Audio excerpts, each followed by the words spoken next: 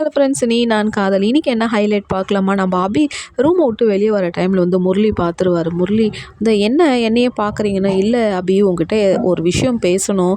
உன் கேரக்டருக்கும் உன் குணத்துக்கும் நீ எவ்வளோ நல்ல பொண்ணு. ஆனால் ராகவ் உனக்கு சரியான ஜோடியே இல்லை. நானும் உன்னை கல்யாணம் பண்ணிட்டு வந்த நாள்லேருந்து பார்க்குறேன். இந்த வீட்டில் சண்டை தான் வர்றதை தவிர ராகவ் உன்னை அட்ஜஸ்ட் பண்ணினே பேச மாட்டாரு அபி. ஏன் உங்களுக்குள்ளே இவ்வளோ சண்டை வருதுன்னும் போது அதுக்கு அபி சொல்லும், நாங்கள் ஹஸ்பண்ட் ஒய்ஃபு ஏதாவது பண்ணி சேர்ந்துக்குவோம், உங்களுக்கு என்ன நம்மது.